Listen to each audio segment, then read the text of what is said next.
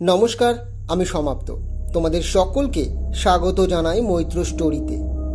চলে এলাম তারানাথ তান্ত্রিকের আরও একটি নতুন গল্প শোনাতে। ও থুরি, গল্প নয়, তারানাথ তান্ত্রিকের জীবনে ঘটে যাওয়া নতুন এক অভিজ্ঞতার কথা তোমাদের শোনাতে। সেই অভিজ্ঞতার নাম তারানাথের রাতভক্ষণ। কলমে শ্রী কর্মকার। আর হ্যাঁ, তোমরা কিন্তু চ্যানেলটি সাবস্ক্রাইব করে রেখো আর একটা লাইক করে দিও। তাহলে আর দেরি করছি না, গল্প শুরু করছি। সকাল সকাল আজ ঘুমটা গেল ভেঙে, তাও আবার পাশের বাড়ির চিৎকারে। গিন্নিও উঠে পড়েছে। দুজনেই বাইরে এলাম। শীতকালের দিন, চারিদিকে কুয়াশায় ঢাকা। দুজনে ভালো করে গায়ের চাদর টেনে নিয়ে বাইরে এসে দেখি পাশের বাড়ির দত্তবাবু রাস্তায় দাঁড়িয়ে কি যেন বলছেন আর নিজের বাড়ির দিকে তাকিয়ে আছেন। আমাদের কাছে আসতে দেখে হন্তদন্ত হয়ে আমাদের দিকে এগিয়ে এলেন। আরে কি হয়েছে দত্তবাবু, এত হই হুল্লোড় কিসের? দত্তবাবু বললেন, কি আর বলি মশাই, বাড়ির ভেতরে এক বিরাট গন্ধগোকুল ঢুকেছে। সে তো আর ঢুকে ক্ষান্ত হয়নি, সব লন্ড ভন্ড করে দিয়েছি। বের তো করতে পারলামই না, আমাদেরই উল্টে বের করে দিয়েছে সে। গিন্নি তখন দত্ত গিন্নির কাছে গিয়ে দাঁড়িয়েছে। ওনাদের বাড়িতে এই দুজন প্রাণী ছাড়া আর কেউ থাকে না, তাই কারো চিৎকার নেই। কিন্তু দত্তবাবু বিরক্ত হয়েছেন খুব। তার চিৎকারে পাড়ার কয়েকজন ইতিমধ্যেই চলে এসেছেন। আমরাই কয়েকজন মিলে ওই গন্ধগোকুলটিকে খুঁজে বাড়ি থেকে বিতাড়িত করলাম। তাদের বাড়ি গোছাতে সাহায্য করে ফিরতে ফিরতে ততক্ষণে বেলা প্রায় ওই 7টা বেজে গেল। আমরা বাড়ি ফিরতে আর কি ঘুমোবো, তখন চোখ থেকে ঘুম উঠে গেছে। একে তো ছুটির দিন, তার উপর আমার ঘুম কম হওয়ায় আমার মেজাজ বিগড়ে গেল।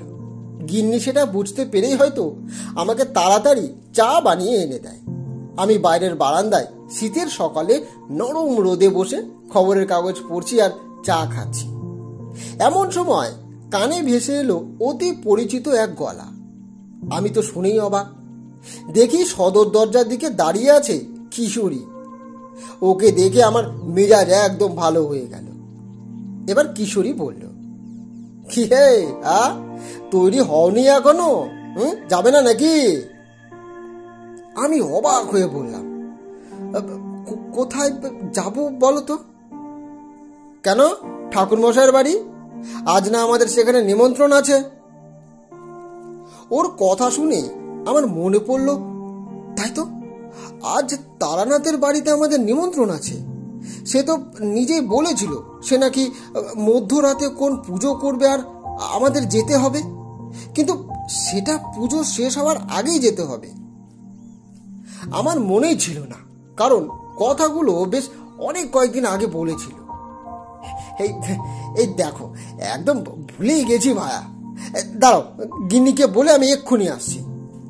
আমি কিশোরীকে সাথে নিয়ে ভেতরে ঢুকতেই যাব, তক্ষুনি গিন্নি দরজার সামনে এসে দাঁড়ায়। কিশোরীকে দেখে সে বলে ওঠে, ও মা, ঠাকুরপো যে, ভালোই করেছো এসে। আসো আসো, ভেতরে আসো। আমি সকালে জল খাবারই তৈরি করছিলাম, কি খাবে সেটা শোনার জন্য ডাকতে এসেছিলাম। আরে আর জল খাবার খাওয়া হবে না, এখন ঠাকুর মশাইয়ের বাড়িতে যেতে হবে। আজ যে নিমন্ত্রণ ছিল আমি সেটাই ভুলে গেছি। এবার গিন্নি বলল, যা, ভুলে গেলে? আচ্ছা ঠিক আছে, এখনই কি বেরোবে? হ্যাঁ, আমি তৈরি হয়ে আসছি, ততক্ষণে ওকে একটু চা খাওয়াও তুমি। কথাটা বলে আমি ভেতরে চলে গেলাম। কিশোরী হেসে ভেতর ঘরে বসলো। তা চা খেতেই পারি, সকালে তো আর খেয়ে বেরোয়নি। এবার গিন্নি বলল, বুঝতেই পেরেছি, এখন তো বউ আনলেই পারো, তাহলে তো আর কষ্ট হয় না। গিন্নি কথাগুলো বলতে বলতে হেসেলে ঢুকে যায়। কিশোরী কথাটা শুনে আবারও হেসে বলে, কেন, এই গলায় দড়ি পরাতে চাইছো বউঠান? বেশ তো আছি ছাড়া গরুর মতন। গিন্নি হাসতে হাসতে চায়ের কাপটা নিয়ে আসে। এবার গিন্নি বলল, তাহলে সকালের ঝামেলা আমার আর নেই। দুপুরে খাবে তো, নাকি আর আসবেই না? আরে কেন আসবো না, বাড়ি ছেড়ে আর যাবো কোথায়? এবার কিশোরী বলল, আসবে না কেন? আলবাদ আসবে বউঠান, বাড়িতে বউ রেখে আর যাবে কই? তোমরা দুজনে তো গল্প শুনতে বসলে বাইরের জগতের কথা একদম ভুলেই যাও, তখন কি আর বাড়ি আসবার কথা মনে থাকে? আসবে আসবে, ভেবো না, আমি ঠিক পাঠিয়ে দেব। হয়েছে, যার জ্ঞান থাকে না সে আবার জ্ঞান চক্ষু দান করবে। ঠিক আছে ঠিক আছে, চলো দেখি ঠাকুর মশাই কি করছেন দেখি। চলো চলো চলো। আমরা দুজনে বেরোলাম। আজ আর কিছুই সাথে নিইনি। ওই আগের কেনা পাসিং শো খানা ছিল, সেটাই সাথে নিয়েছি। দুজনে বেশ গল্প করতে করতে হাঁটছি। ঠান্ডার সময়, বেশ ঠান্ডাও লাগছে। এই এক ঠান্ডাতেই এমন সকাল সকাল রোদ ভালো লাগে, না হলে গরমের দিন হলে হেঁটে যাওয়ার হতো না। তারানাথের বাড়ির কাছে যখন চলে এসেছি তখন আমার মনে পড়লো ঠাকুরমশাই কি পুজোর কথা যে বলেছিল, সেটা কিছুতেই এখন মনে পড়ছে না আমার। তার অবশ্য কারণ আছে, বিগত কয়েক সপ্তাহ আসা হয়নি এখানে, কিন্তু তবুও ভুলে গেলাম কি করে। সেটাই যখন ভাবছি তখন হঠাৎ কিশোরী বলে ওঠে, আচ্ছা বিভূতি, তুমি ভুলে গেলে কেন বলো তো? ঠাকুরমশাই যে আমাদের ডেকেছেন, তুমি তো ভুলো মনের মানুষ নও হে। আমিও একটু চিন্তায় পড়ে গিয়েছিলাম সেই, কিন্তু নিজেও যে এই প্রশ্নের উত্তর পাচ্ছি না কিশোরী। এবার কিশোরী বলল, ঠাকুরমশাইকে একটিবার জিজ্ঞেস করতে হবে, যদি তোমার ভবিষ্যৎ বলতে পারে আর সাথে অতীত, তবে মন্দ হয় না, অনেক কিছু জানা যাবে। কিন্তু কথাটা বলেই সে নিজেই হাসতে লাগলো। আমার রাগ হলো খুব। একটা মানুষ দিনের পর দিন তার সব অলৌকিক ঘটনা আমাদের শুনিয়ে যাচ্ছে, আর এই এক মানুষ তাকে অবিশ্বাস ছাড়া আর কিছুই করছে না। তাই আর কিছু বললাম না, চুপ করেই চলতে লাগলাম। তারানাথের বাড়ির কাছে এসে দরজায় কড়া নাড়তে তারানাথ নিজেই দরজা খুলে দেয়। খেয়াল করলাম তারানাথের মুখ বেশ গম্ভীর। তার আবার কি যে হলো কে জানে, আগে তো কখনো এমন দেখিনি। আগে কি হয়েছে আপনার, গম্ভীর কেন ঠাকুরমশাই? কিশোরী আমার কথা শুনে একটু ব্যঙ্গ করেই বলে, কি এবার নিজের ব্যাপারে কিছু জানতে পেরেছেন নাকি? তারানাথ শুধু ওর দিকে চাইল, কিছুই বলল না। আমরা ভেতরে আসতে সে চুপচাপ দরজা বন্ধ করে দিল। শীতের দিন বলে আজ আর ভেতরের বৈঠকখানায় বসলাম না। বাইরের বারান্দায় বেশ রোদ এসেছে, সেখানেই তিনজনে বসলাম। আমরা যখন ভেতরে এসে বসলাম তখন কিশোরীর কথায় তারানাথ যে বিরক্ত হয়েছে সেটা ঠিকই বুঝতে পেরেছি, কিন্তু তিনি গম্ভীর কেন সেটাই বুঝতে পারলাম না। আগে ঠাকুরমশাই আজ এত গম্ভীর কেন? আমি একা মানুষ, এখন কেউ নেই, মেয়ের বিয়ে হয়ে গেছে আর সবাই নিজ নিজ কাজে ব্যস্ত, তাই আর কি করব নিজের ভবিষ্যৎ জেনে। তারানাথ আমার কথার উত্তর না দিয়ে কিশোরীর প্রশ্নের উত্তর দিল দেখে আমার খুব খারাপ লাগলো। কিশোরীর মজা করার অভ্যেসটা বেশি বেশি হয়ে যাচ্ছে। তবে পরিস্থিতি ঠিক করতেই আমি প্রসঙ্গ পাল্টাতে জিজ্ঞেস করলাম, তা পুজো কেমন করলেন ঠাকুরমশাই? সারা রাত করেছেন বুঝি? আচ্ছা এখানে বলে রাখি, কাল সন্ধেবেলা অমাবস্যা লেগেছে কালী পুজোর, চারিদিকে তারই আনন্দ উৎসব চলছে। আর তারানাথ যে পুজো করেছে সারা রাত ধরে সেটাই স্বাভাবিক। রাস্তায় তো দেখলাম চারিদিকে ওই কালকের রাতের আলোকসজ্জার কিছু জিনিস পড়ে আছে, তবে বাজির সংখ্যা আমাদের পাড়ায় কমই ছিল। তারানাথের এখানে কি খবর সেটাই জানতে চাইছি এখন। একটুক্ষণ চুপ করে থেকে আবার ঠাকুরমশাই বললেন, কাল সারা রাত পুজো করেছি। এখন আর কি ওই আলোকসজ্জা আছে ঠাকুরমশাই? যা বাজি পটকার শব্দ, তা আপনার অসুবিধা হয়নি? না হয়নি, কারণ আমার পুজো মাঝরাত থেকে শুরু হয়, তখন কেউ জেগেও নেই। কিশোরী একটু অবাক হয়েই বলে, মাঝরাত কেন? বিশেষ কোনো কারণ নাকি আপনার ভবিষ্যৎ? আমি ওকে কথাটা শেষ করতে দিলাম না, কারণ এবার আমার খুব রাগ হলো ওর উপরে। নিজেই দেখছে মানুষটা কেমন যেন একটু আনমনা, তবুও ও কি সব বলেই চলেছে। তবে ঠাকুরমশাই আপনার বাড়িতে তো কোনো দেবী মূর্তি দেখলাম না, কালী পুজো তো করেছেন তাই না? তারানাথ কেমন দৃষ্টি দিয়ে আমার দিকে চাইল। আমার মনে হলো আমি যেন কোনো ভুল প্রশ্ন করে ফেলেছি। তবে কিশোরী নির্বিকার। এবার তারানাথ বলল, না, কালী পুজো নয়। আচ্ছা বিভূতি, আজ যে এখানে আসার কথা সেটা কি তোমার মনে ছিল? এবার কিশোরী আমার দিকে তাকালো, আমিও ওর দিকে তাকিয়ে আছি। তবে উত্তরটা দিলাম, আগে না, আসলে সত্যি কথা বলতে 2 সপ্তাহ আগে এখানে এসেছিলাম, তখন বলেছিলেন ওই পুজোর কথা। এরপর অফিস থেকে আমার একটা প্রজেক্ট ফাইল হারিয়ে যায় ঠাকুরমশাই। সেটার চিন্তায় খুব মুষড়ে পড়েছিলাম। তখন তো জাগতিক আর সব ভাবনা ভুলেই গিয়েছিলাম। একটুও মনেও পড়েনি আপনার এখানে আসার কথা ঠাকুরমশাই। তবে আজ সকালে যখন কিশোরীকে দেখলাম তখন খুব অবাক হয়েছিলাম। আর ওর কথা শুনেই মনে পড়লো এখানে আসার কথা ঠাকুরমশাই। আমি তো এখনো বিশ্বাস করতে পারছি না এমন একটা কথা আমি ভুলে গেলাম কি করে। তবে সব থেকে বেশি অবাক করেছে আমাকে সেটা হলো অফিসে প্রায় আমি চা খাওয়ার আগে নিজের ডেস্কের ফাইল ড্রয়ারে রেখে তবে বের হই। তবে সেদিন কিভাবে যেন কথাটা বেমালুম ভুলেই গেলাম। অভ্যেসবশত আমি ফাইল ড্রয়ারে রেখে বেরিয়েছি, কিন্তু ফিরে এসে সেটা একটুও মনেই নেই। গরু খোঁজার মতন যখন ফাইল খুঁজছি আর ভয়ে আমার প্রাণ বেরিয়ে যাওয়ার জোগাড়, তখন আমার পাশের ডেস্কের পালবাবু ওদিকের অফিস থেকে ফিরে আসছেন। আমাকে অমনভাবে ঘাবড়ে যেতে দেখেই বুঝতে পারেন কি হয়েছে আমার। নিজেই এগিয়ে এসে ড্রয়ার খুলে ফাইলটা দেখালো। আমি ভূত দেখার মতন চমকে গেলাম ঠাকুরমশাই। সেই থেকে আমার খেয়াল করছি যে খুব সূক্ষ্ম আর ছোট ছোট বিষয়গুলো আমি ভুলে যাচ্ছি। যেমন এই আপনার এখানে আসার কথাটাই। গল্প করার কথা সব মনে আছে, কিন্তু ওই নিমন্ত্রণের কথাটা আমি ভুলে গেছি বেমালুম। কেন হচ্ছে সেটা বুঝতে পারছি না ঠাকুরমশাই।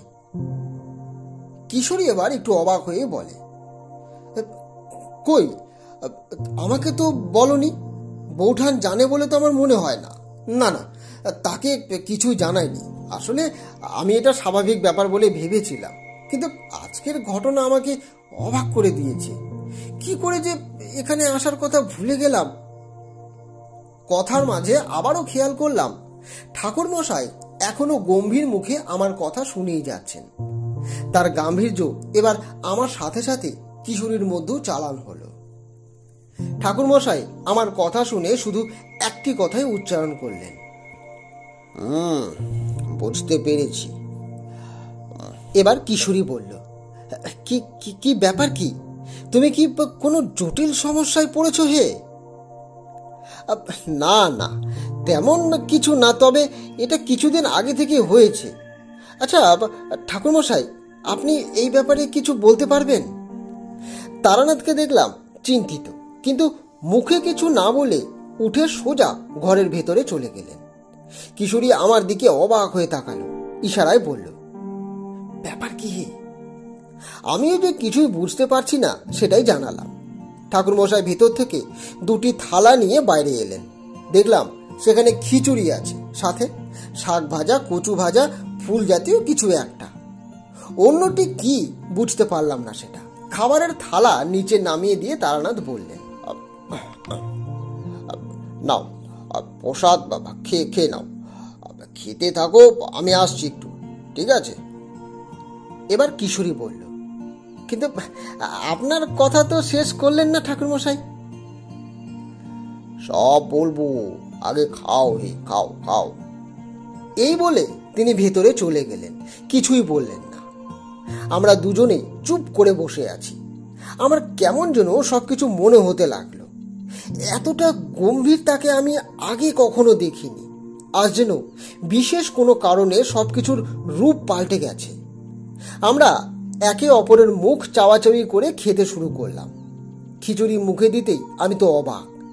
এটা তো আর সাধারণ খিচুড়ি নয়, একটু অন্যরকম স্বাদ, আর একটু পাতলা। কিশোরী বলল, ব্যাপার কি বলো তো বিভূতি? খিচুড়িটা অন্যরকম খেতে মনে হচ্ছে না? কি বলো? আমারও তো তাই মনে হচ্ছে। আমাদের কথার মাঝে তারানাথ বাইরে এলো। তার হাতে এক বাটি করে কাটা ফল। সেটা নামিয়ে রেখেই সে বলল, এইসবও খেয়ে নাও, আরো একটা জিনিস আছে, তবে এটা এখন নয়, পরে দেব। ঠাকুরমশাই, কিছুই তো বুঝতে পারছি না। খিচুড়ি খেতে অন্যরকম। এটা মুগ ডালের খিচুড়ি নয়, মাসকলাইয়ের ডালের সাথে আরো একটি ডাল আছে, সেটা আমাদের এখানে বিশেষ চাষ হয় না, তরু ডাল। কেমন হয়েছে খেতে? কিশোরী বলল, সত্যি খুব ভালো। আচ্ছা, রান্না কে করেছে ঠাকুরমশাই? বাড়িতে তো আমি একাই, আর এই পুজো আমাকেই করতে হতো। আমি অবাক হয়ে বললাম, আপনার হাতের রান্না এই প্রথম খেলাম ঠাকুরমশাই, তাও অসাধারণ। কিন্তু বললেন না কোন পুজো করেছেন আপনি? তারানাথ একটু হেসে বলে, ঠিক আছে ঠিক আছে, খাও, খাওয়াটা আগে শেষ করো, তারপর একটা ঘটনা বলবো, সেটা জানলে তখন বুঝবে কেন পুজো করেছি সেই ঠাকুরের, বুঝেছো? খাও খাও, আগে খেয়ে নাও। একটা গল্প যে আগে থেকে তৈরি হয়েই আছে, সেটা ভেবেই মনটা ভালো হয়ে গেল। আমি আর কিশোরী পেট ভরে খেয়ে নিলাম, যতটা সম্ভব তাড়াতাড়ি হয়। তবে খেতে বসে একটিবার মনে হলো না যে ঠাকুর মশাই নিজেও কিছু খাননি।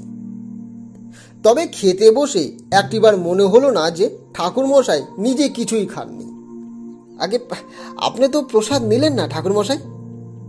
কিশোরী বলল, তাই তো, এটা তো খেয়ালই করিনি, আপনি প্রসাদ নিলেন না।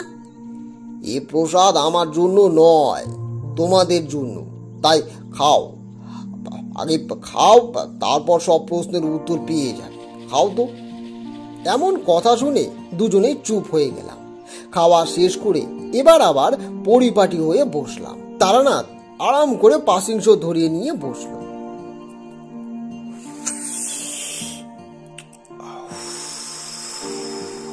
তারানাথ পাসিং শোতে লম্বা এক টান দিয়ে তার ধোয়া ছেড়ে আমাদের দিকে তাকাল। আমি কিছু বলতেই যাব, তার আগেই তিনি বললেন, আচ্ছা বিভূতি, এই যে তুমি ভুলে যাচ্ছ, সেটা কেন, তা নিয়ে কখনো ভেবেছ? ভেবেছি বলতে তেমন কিছু নয় ঠাকুরমশাই, কিন্তু এখন ভাবনা হচ্ছে আমার। হওয়ারই কথা। আসলে কাল আমি তোমাদের নামে সংকল্প করে পুজোটা দিয়েছি, কারণ 2 সপ্তাহ আগে যখন তোমরা এখানে এসেছিলে, তখনই আমি তোমার কপালের রেখায় দেখতে পাই একটি অশনি সংকেত। আর সেটা যে সত্যি হবে আমি জানতাম, তবে সেটা যেন কোনো ক্ষতি না করে তার ব্যবস্থা করেছিলাম মাত্র। আর কাল রাত্রে তার নিষ্পত্তিও করলাম। কথাগুলো শুনে আমার ভ্রু কুঁচকে গেল। আমার আগে কিশোরী প্রশ্ন করল, অশনি সংকেত মানে? বিভূতির গ্রহ বেড়ে এমন ভুলে যাওয়ার সমস্যা হবে সেটা আগে আমি জানতাম। এটা তোমার কোনো অসুখ নয় হে। প্রত্যেক মানুষের হাতে কিছু রেখা থাকে, আর তাদের জন্মের সন, তারিখ, সময় গণনা করে গ্রহের নাম ও তার অবস্থান সম্পর্কে জানা যায়। যেহেতু তোমাদের এসব আমার জানাই আছে, তাই ওর ওই অফিসের বিপদের কথা আমি আগেই টের পেয়েছিলাম। কিন্তু সেদিন যদি ওকে বলে ফেলতাম তবে হিতে বিপরীত হতো। কেন ঠাকুরমশাই? কেন? তোমার এখন সময় ভালো যাচ্ছে না, সেটা আর কিছুই না, বুঝলে? তোমার উপর গ্রহের চাপ পড়েছে। তুমি চাইলেও আবার নিজে সব ঠিক করতে পারবে না। তুমি নিজেই বললে ফাইলটা রেখেছিলে, কিন্তু ভুলে গিয়েছিলে। আর সেটা শুধুমাত্র গ্রহের চাপেই। তোমার অবস্থা আরো খারাপ হতে পারত, কিন্তু সেদিন যখন আমি আগেই বুঝেছি এমন একটা বিপদ আছি, তক্ষণি আমি মা ধূমাবতীর কাছে সংকল্প করি তোমাদের নামে। অফিসে কেউ একজন তোমার গতিবিধির উপরে নজর রাখে, সে সুযোগে ছিল কিন্তু পারেনি, একমাত্র সংকল্পের জন্য। আর আজ তুমি নিজে এলে, তাও কিশোরীর মারফত, কারণ তোমাকে মা এখানে নিজে ডেকে এনেছে, আসতে তোমাদের হতোই। কিশোরী অবিশ্বাসের সুরেই বলে, গ্রহ, সে আবার চাপের কোনো ব্যাপার আছে নাকি ঠাকুরমশাই? কই, আমার ক্ষেত্রে তো কিছুই ঘটে না। তোমার ক্ষেত্রে হয়নি কারণ সেসব কিছুই নেই, তবে হতে কতক্ষণ, তাই আগেই তোমার নামেও পুজো দিয়েছি আমি। সে যাই হোক, আর যদি কোনো বিপদ না থাকে তাহলে নিশ্চিন্ত। না, আর কিছু নেই, এখন একদম মায়ের আশীর্বাদে ঠিক আছে সব। মায়ের পুজো দিয়ে সেই প্রসাদ তোমাদের দিয়েছি, তোমরা ভক্তি ভরেই তা গ্রহণ করেছো, তাতেই আমার পুজো সার্থক হয়েছে। শুধু যাওয়ার আগে একটি ছোট্ট কাজ করতে হবে, ব্যাস, তাহলেই নিশ্চিন্ত। এখন যেন তারানাথের মুখে সেই গাম্ভীর্য ভাব আর নেই। তাকে দেখে বোঝা যাচ্ছে আমাদের প্রসাদ খাওয়ানোটা খুব গুরুত্বপূর্ণ ছিল তার কাছে। পুরো ব্যাপারখানা আমার কাছে কোনো আশ্চর্য বা অবিশ্বাস্য বলে আমার মনে হয়নি একবারও। কিন্তু কিশোরী তো সাথে আছেই, সে একটা না একটা কিছু যে বলবে সেটা আমার মনে আছে ভালো করে, আর আমার মনের ভাবনা বাস্তবিত করতেই বলে ওঠে সে। কিন্তু ঠাকুরমশাই, এত সকালে এলাম, ভাবলাম আজ জম্পেশ করে গল্প হবে, সেটা তো হলোই না, বরং কি সব ওই গ্রহর হেরফের নিয়ে কথা বলছেন আপনি। অনেকটা সময় থাকবো বলে সব কাজ মিটিয়ে নিয়েছি কালই, আজ একদম ছুটি আমার। কোথায় একটু গল্প টল্প করবেন তা না? কিশোরীর কথায় যেন তারানাথের হাসি পেল, সেও যেন এমন কথা শুনে অভ্যস্ত, তাই হেসেই সে বলল, হবে হবে, সব হবে, সব হবে। আগে বলো প্রসাদ কেমন খেলে? ওটার বলতে, সত্যি দারুণ হয়েছে ঠাকুরমশাই, দারুণ দারুণ। এবার কিশোরী বলল, একদম একদম, একটু অন্যরকম, তবে খেতে সুস্বাদু। কিন্তু ঠাকুরমশাই, কোন দেবীর জন্য কথা বললেন আপনি? বলছি, তাহলে আমার জীবনের আরো একটি সত্য ঘটনা দিয়েই সেই দেবীর সাথে তোমাদের পরিচয় করাবো। তারানাথ গল্প শুরু করে নিজের মতন। আমরা কান খাড়া করে বসি। সকালবেলা ঘুম ভাঙলো ট্রেনের আওয়াজে। আমি তখন শুয়ে আছি ঘাট পুকুরে স্টেশনে। তার আগে গেছিলাম সেখানকার এক মন্দিরে, যা কিনা মায়ের মন্দির হিসেবে প্রসিদ্ধ। ঘুরতে ঘুরতে লোক মুখে সেই জায়গার কথা জানতে পেরে কৌতূহল বশত সেখানে গেছি। তখন আমার মধুসুন্দরী দেবীর আশীর্বাদ প্রাপ্ত হয়েছে, আর মাথু পাগলির সাথেও সাক্ষাৎ হয়েছে আমার। এখন গুরু সঙ্গের জন্য ঘুরে বেড়াচ্ছি। তো লোক মুখে শুনে ঘাট পুকুরে এসে মন্দির দেখে তো আমি স্তম্ভিত। ছোট্ট একটি মন্দির, টিনের আটচালা, নিচে মাটির মেঝে, কিন্তু কিন্তু কি সুন্দর করে সাজানো। মন্দিরটি একটি জঙ্গলের মতন জায়গায়, চারিদিকে বড় বড় গাছের ঘের, তার মাঝে মন্দির। তবে সেখানে কোনো ছোট গাছ নেই, প্রায় সব গাছ বড় বড়, আর বেশিরভাগ গাছে পাখির বাসা, আর সবগুলোই কাকের। আমি তো দেখেই অবাক। তবে মন্দিরের ভেতরে বিশেষ কিছু নেই, শুধু মায়ের একটি মূর্তি আর কিছু সরঞ্জাম। মায়ের বর্ণনা করলে বলতে হয় যে মা বয়স্কারূপী এক বিধবা মহিলা, তিনি কাকের উপরে অধিষ্ঠান করেছেন। আমি আশ্চর্য হয়ে দেখছি, কিন্তু এটা কোন দেবী আমার জানা নেই। অবাক হচ্ছি এটাই দেখে যে এমন কোন দেবী আছেন যিনি কাকের উপরে বসেন, আর এমন দেখতে। আমাদের হিন্দু শাস্ত্রে যত দেবীর কথা আমার জানা আছে তাদের সবাই শান্তরূপী, কোমল, কিন্তু এই দেবীকে দেখে আগে মনের মধ্যে থাকা অন্ধকার আর পাপ ভয় পায়। বারে বারে মনে হতে থাকে কি পাপ করেছি আমি, তার ফল কি। যখন সেখানে দাঁড়িয়ে এসব ভাবছি, হঠাৎ হঠাৎ পেছন থেকে একটা গলা ভেসে আসে। কে এখানে? মায়ের দর্শন করতে এসেছো? বলো মাকে নিজের মনস্কামনা, তিনি সব পাপ দূর করে তোমাকে শুদ্ধ করবেন। এমন কথা শুনে আমি পেছন ফিরে তাকিয়েছি। দেখি সেখানে এক বৃদ্ধা দাঁড়িয়ে আছেন লাঠিতে ভর করে। আমাকে দেখে হাসি হাসি মুখ করে এগিয়ে এলেন। বৃদ্ধা বললেন, মায়ের কাছে এসেছো কি নিজের পাপ শেষ করতে? আসলে গায়ে আসার সময় কিছু লোকের মুখে শুনলাম এখানে নাকি একটি মন্দির আছে বনের ভেতরে, তাই দেখতে এলাম। বৃদ্ধা হেসে বললেন, হো, মন্দির সে তো ওই দিকে, অবশ্য এটাও মন্দির, কিন্তু মানুষের কাছে না। আমি অবাক হয়ে বললাম, আগে কেন? দেখে তো মনে হচ্ছে ইনি এক দেবী, তবে আমার পরিচিত নয়, আগে আমি কখনো দেখিনি। এবার বৃদ্ধা বললেন, তোমার কাছে কিছু খাবার আছে? কতদিন খায়নি। আগে একজন খেতে দিত, সে পুজো করত আর আমাকে প্রসাদ দিত। এখন এ পথ কেউ মারায় না, আমিও খাবার পাই না। বৃদ্ধার কথা শুনে আমার খুব খারাপ লাগলো, কিন্তু এই মুহূর্তে আমার কাছে গতকালের অবশিষ্ট চিড়ে আর বাতাসা আছে, কিন্তু সেসব আমার একটু দেব কিনা ভাবছি। বৃদ্ধা আবার বললেন, কি ভাবছো এত? কিছুই নেই নাকি? থাকতে হবে। তুমিও বুঝি এখানে আর থাকবে না, চলে যাবে? থাকবেই বা কেন? এই দেবী তো দেখতে সুন্দর না, তাই না বলো? তবে তোমার গুরু যে তোমার জন্য এখানে কিছু রেখে গেছেন, সেটা দেব না।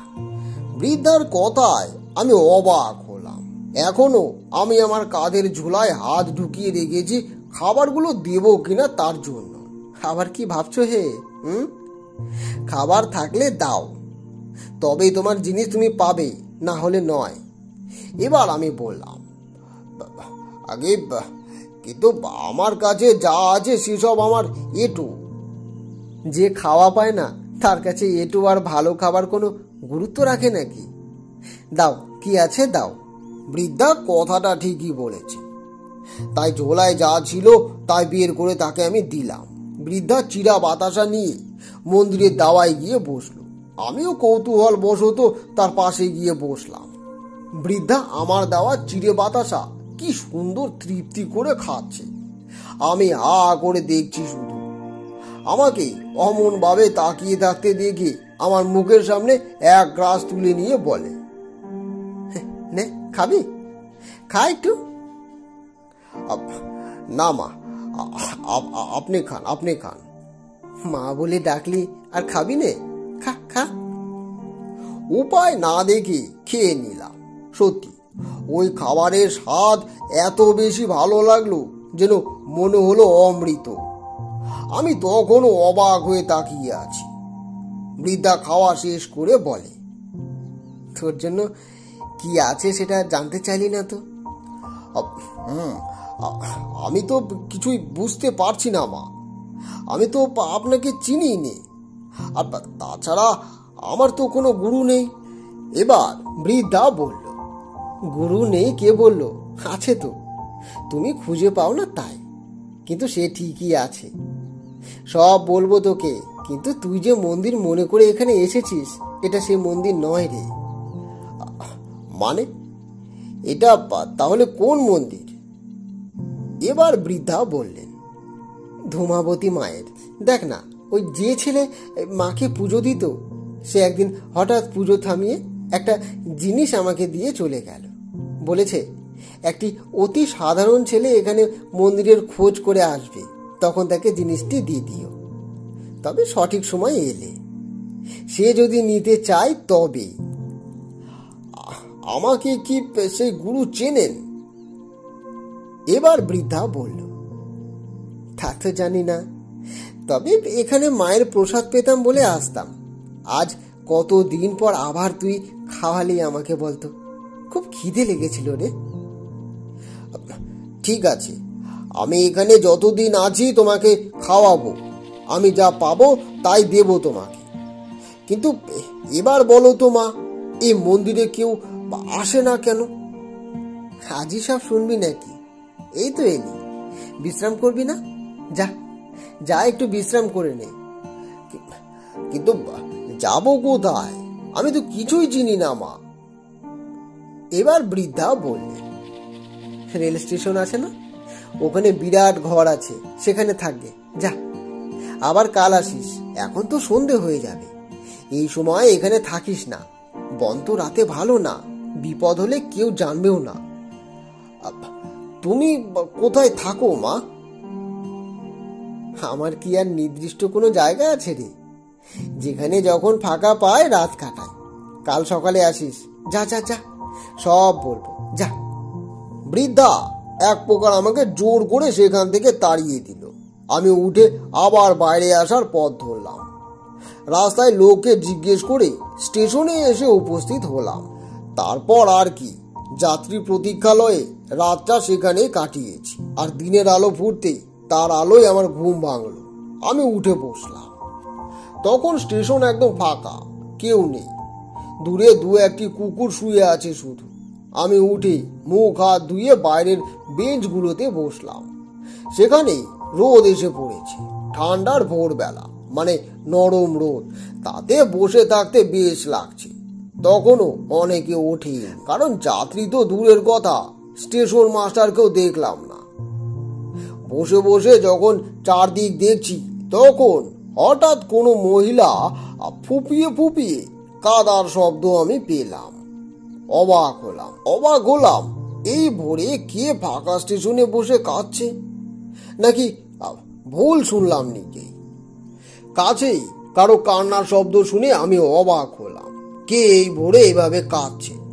শুনেই বোঝা যাচ্ছে নিজের কান্নার আওয়াজ সে চিপে রাখতে চাইছে, কিন্তু পারছে না। আমি বেঞ্চ থেকে উঠে আশপাশটা দেখলাম। তখন নজরে পড়ল কিছুটা দূরে অন্য বেঞ্চের পেছন দিকে কে যেন হেলান দিয়ে বসে হাঁটুতে মাথা গুজে কাঁদছে। দেখেই বোঝা যায় তিনি এক মহিলা। পরনের শাড়ি বেশ দামি, গায়ের শালখানাও তাই। তাকে দেখেই আমার কেমন মায়া হলো, খারাপ লাগলো বেশি। কাছে এগিয়ে গেলাম আমি। কে তুমি মা? এভাবে ঠান্ডার মধ্যে কেন বসে আছো? আর কোথায় যাবে? মহিলাটি আমার কথা শুনে কেমন যেন চমকে উঠলেন। ধীরে ধীরে মুখ তুলে চাইলেন আমার দিকে, আর তখনই বুঝলাম তিনি কাঁদছিলেন। আবার প্রশ্ন করলাম আমি, কি হয়েছে মা? কোনো বিপদ? আমাকে খুলে বলুন, আমি সাহায্য করব। ভয় নেই, আমি খারাপ মানুষ নই। মহিলাটি কেমন বিহ্বল চোখে আমার দিকে দেখছে। আগে মা, আমি এখানকার মানুষ নই, তবে আপনাকে দেখে মনে হচ্ছে আপনি এখানকার কোনো বাড়ির গৃহলক্ষ্মী। এভাবে এখানে কি করছেন? মহিলাটি আমার কথায় আরো বেশি কেঁদে ওঠে। কিভাবে যে তাকে শান্ত করব বুঝতে না পেরে তার পাশে বসে পড়ি আমি। আমাকে বলুন, কোনো সমস্যা থাকলে আমাকে বলুন, আমি অবশ্যই সাহায্য করব আপনাকে। আর যদি আমাকে বলতে কোনো সংকোচ হয়, তবে একজন আছে, তাকে বলতে পারেন আপনি। ওই কিছু দূরে একটা মন্দির আছে, সেখানে এক বৃদ্ধা থাকেন, তাকে বলবেন। চলুন। এ কথায় মহিলা আমার দিকে তাকিয়ে এবার যেন কাঁদতে ভুলে গেলেন। হঠাৎ আমার হাত ধরে বলেন, আপনি ওই মন্দির চেনেন? আর ওই বৃদ্ধাকেও চেনেন? চিনি বলতে ওই কাল দেখা হয়েছে, সেখানে আজও যাব। আপনি তাকে চেনেন? চিনি না, চিনি না। তবে আমার মেয়ের মুখে শুনেছি সেখানে নাকি এক ঠাকুর মশাই থাকেন, আর মাঝে মধ্যে এক বৃদ্ধা খাবার খেতে আসতো। কিন্তু আমার মেয়েটা সেই যে গেল, আর ফিরল না। মানে কোথায় গেল? এত কথা শুনে আর কি হবে, সে চলে গেছে, সাথে সাথে আমাদের মান সম্মান সব ধুলোয় মিশিয়ে দিয়ে গেছে। এখন এই জীবন রেখে কি লাভ বলুন তো, কি লাভ? সবাই ঠিকই বলে আমি সব নষ্টের গোড়া, আমাকে শেষ হতেই হবে। কথাটা বলে মহিলা হঠাৎ উঠে দাঁড়িয়ে রেল লাইনের দিকে রওনা দেন। আমি কিছু বুঝতে না পেরে তার পিছু নিই। তিনি এভাবে উঠে কোথায় যাচ্ছেন, কি করবেন আমি কিছুই বুঝতে পারছিলাম না। মহিলাটি হাঁটা বন্ধ করে এবার দৌড়তে শুরু করলে। আমার সন্দেহ হলো তখন তিনি এখানে এই সকালে নিজের প্রাণ দিতে এসেছেন। কথাটা মাথায় আসতে আমিও ছুট লাগাই তার পেছনে। তিনি তখন প্রায় লাইনের কাছে। এত সকালে কেউ নেই যে ডেকে সাহায্য চাইব, তাই নিজেকেই যা করবার করতে হতো। আমি ছুটে গিয়ে মহিলার হাত টেনে ধরলাম। তখনই হঠাৎ দূরে রেলের আওয়াজ পেলাম। এই লাইনে যে আসছে সেটা বুঝতে দেরি হলো না আমার। আর এই মহিলা এখানে আত্মহত্যা করতেই এত সকালে এসেছেন সেটা এখন আমি বুঝলাম। মহিলাটিকে ট্রেনের লাইন থেকে সরিয়ে নিতেই দ্রুত গতিতে একটা ট্রেন আমাদের ছাড়িয়ে চলে গেল। ট্রেনটি চলে যেতেই আমি ধমকের সুরে বললাম, কি করতে যাচ্ছিলেন মা? এভাবে নিজের জীবন দিয়ে কোনোদিন কোনো সমস্যার সমাধান হয় না, বুঝেছেন? বরং নিজের জীবন দিয়ে কাছের মানুষগুলোকে কষ্ট দিচ্ছেন আপনি। মহিলা তখন একদম চুপ, একটিও কথা বলছেন না, যেন নিজের বাক ক্ষমতা হারিয়ে ফেলেছেন। উপায় না দেখে আমি তাকে ধরে আবারও স্টেশনের দিকে নিয়ে এলাম।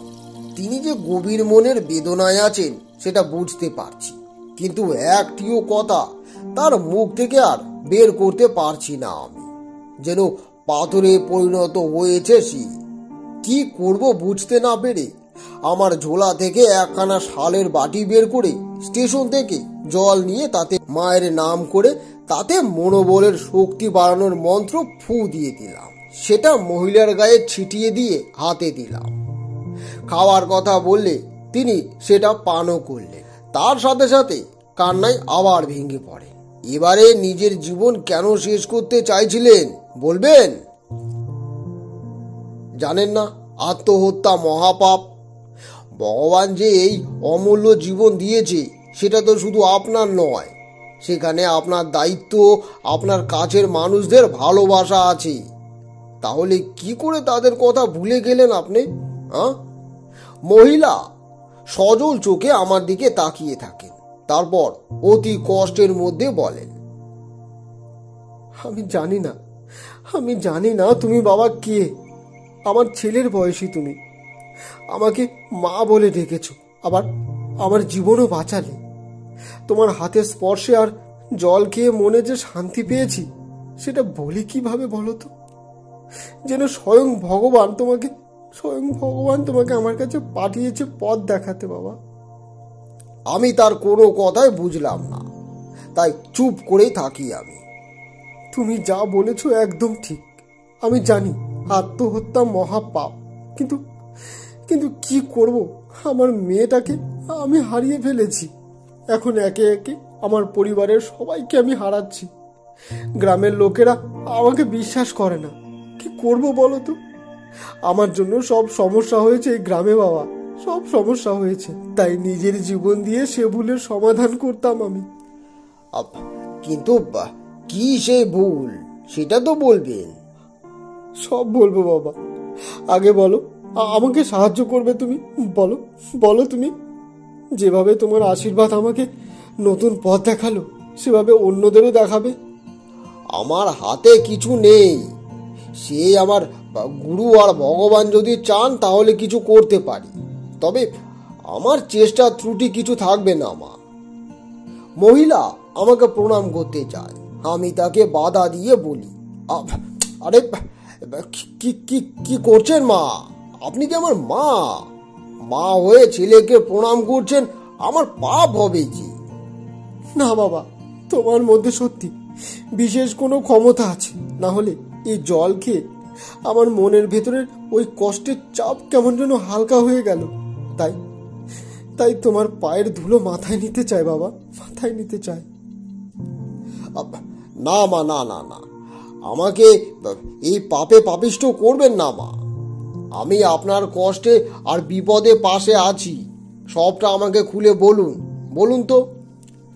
আমার কথায় তিনি যেন মনে বল পেলেন, আমার দিকে তাকিয়ে একটু হেসে বললেন, আমি ঘাটপুকুর এলাকায় ঘোষাল বাড়ির বউ। আমার নাম মণিবালা। আমার স্বামী ঘোষাল বাবু এই এলাকার অতি পরিচিত এক ব্যবসায়ী। তার পিতার সম্পত্তির কোনো অভাব নেই, সাথে আবার তিনি নিজেও ব্যবসা করে অনেক টাকা কামাই করেছেন, সাথে প্রচুর জমি জমাও কিনেছেন। আমার এখানে বিয়ে হয়ে আসার পর দেখছি আমার শ্বশুরমশাই খুব ভালো লোক ছিলেন, সাথে আমার শাশুড়িও। তখন দেখেছি কত দান ধ্যান করেছেন তারা। তবে আমার স্বামী একটু বুঝে চলতেন, কেউ চাইলে যে দিতেন না সেটা নয়, সাহায্য করেন তবে তবে বুঝে। আমার এক মেয়ে ও 2 ছেলে। মেয়ে চন্দ্রিমা, বয়স 16 বছর, আর বড় ছেলে নীলকান্ত, বয়স 24 বছর।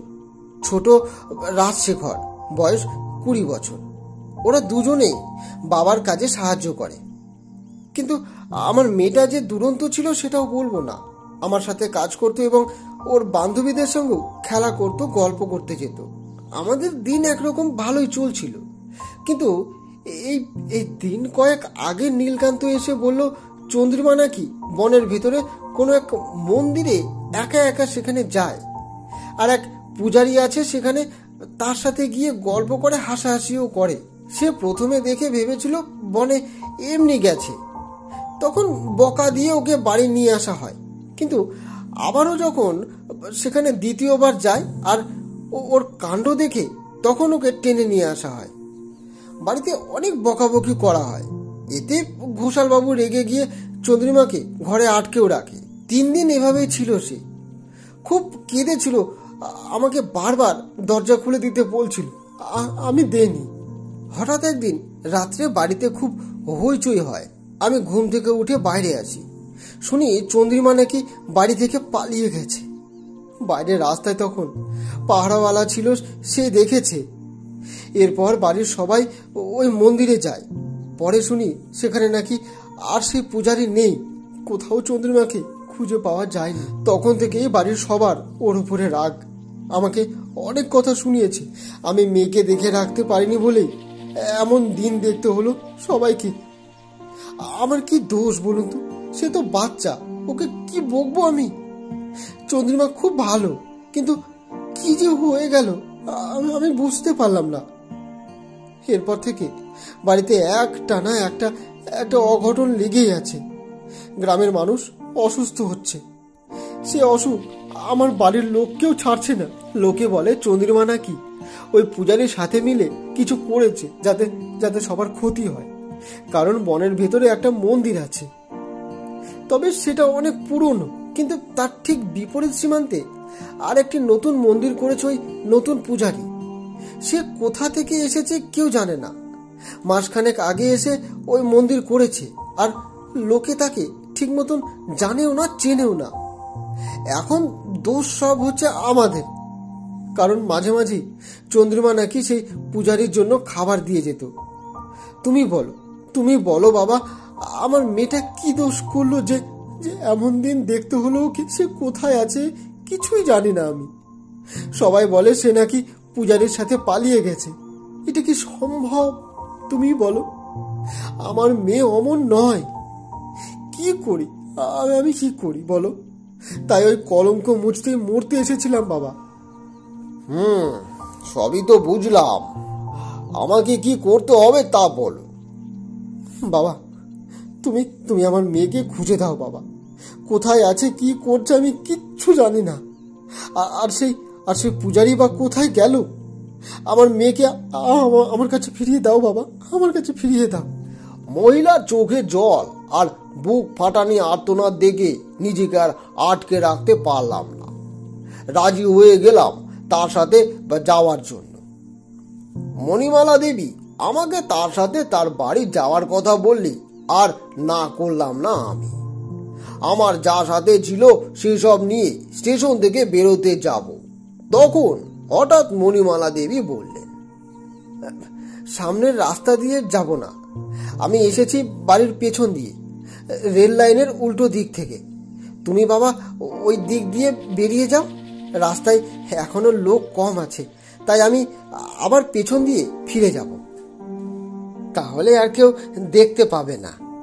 ওই বাইরের চায়ের দোকান হয়তো খুলেছে, তাকে ঘোষাল বাড়ির কথা বললে দেখিয়ে দেবে।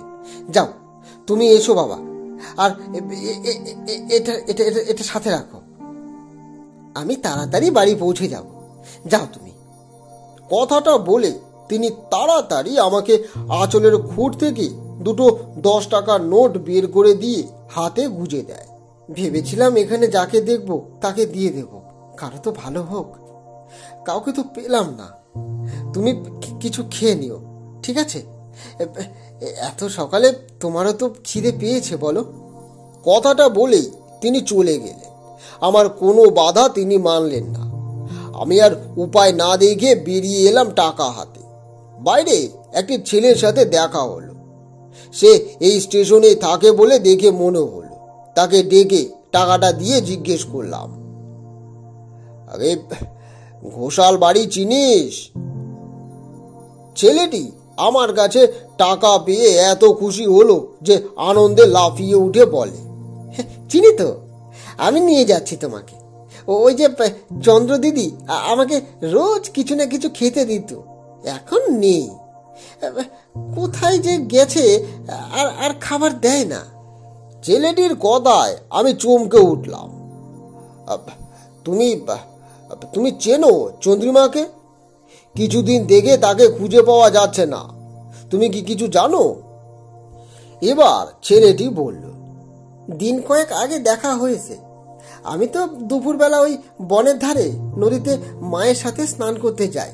মা যখন জামা কাপড় ধয় আমি তখন খেলা করি। আমাকে রোজ প্রসাদ দিত। তবে কয়েকদিন আগে দেখি দিদি আর আসে না। তখন খুঁজেছি আমি অনেক, জানো, বাড়ির কাছেও গেছি, কিন্তু ওই বাড়ির দাদাগুলো ভালো না গো, আমাকে খুব বকেছে। মা আমাকে বনের ভেতরে যেতে দেয়নি, বলে ওখানে নাকি কোনো এক বুড়ি থাকে, সে বাচ্চাদের ধরে নিয়ে যায়। তাই আর যাইনি আমি। তোর নাম কি, বাড়ি কোথায়? আমার নাম পেঁচু।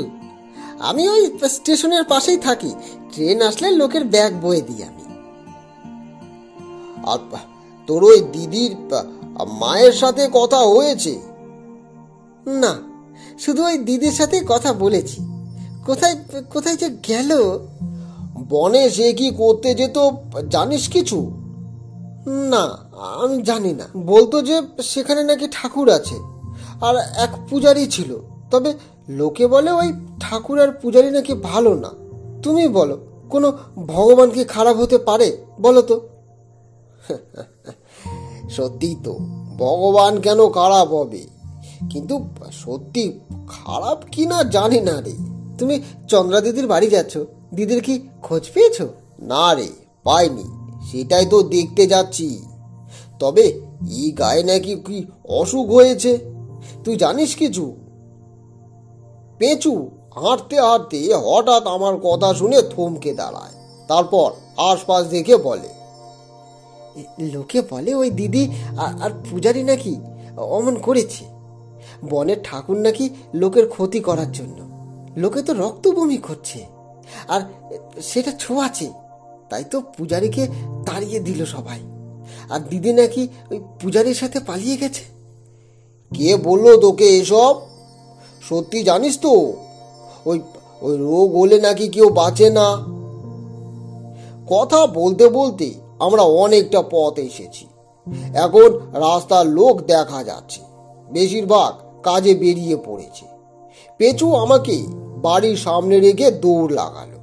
ওকে যে শেষ কিছু বলবো সেটাও আর হলো না, তার আগেই পালিয়েছে। সদর দরজার সামনে আমি দাঁড়িয়ে, বিশাল এক দরজা, সেটা এখন খোলা। ভেতরের বাড়ির সব দেখা যাচ্ছে। বিশাল জায়গায় ঠিক মাঝখানে বাড়িটা। একতলা অনেক বড় বাড়ি। অনেকগুলো যে ঘর আছে সেটা বোঝাই যাচ্ছে। বাড়ির বাইরে কেউ নেই, তাই একাই ভেতরে চলে এলাম। সদর দরজা পেরিয়ে সীমানা ঘিরে সারি সারি বড় বড় গাছ। বাড়ির বাইরের বারান্দার কাছে এসে ডাকলাম, কেউ আছেন? একটু জল পেতে পারি?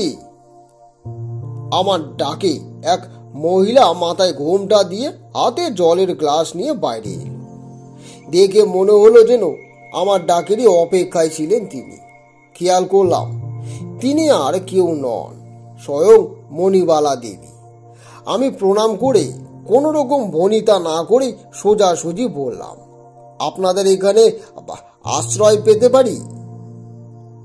মণিবালা দেবী আমাকে দেখেই বললেন, একটু দাঁড়ান, আমার স্বামীকে ডেকে আনি আমি। কথাটা বলে তিনি যখন আবার ভেতরে চলে গেলেন, তখন হঠাৎ বারান্দার চালের উপরে কিছু একটা ধপ করে পড়ার শব্দ হয়ে সাথে সাথে কিছু একটা হাওয়া আমার গা ছুঁয়ে চলে গেল। আমার শরীরের লোম সব খাড়া হয়ে ওঠে। আমি বারান্দা ছেড়ে বাইরে এসে উপরের দিকে তাকালাম। দেখি কেউ নেই। গ্লাসের জল আমি মুখে ছোঁয়াতে যাব, তক্ষুনি কোথা থেকে একটা কাক এসে আমার হাত থেকে গ্লাসখানা ছো মেরে ফেলে দেয়।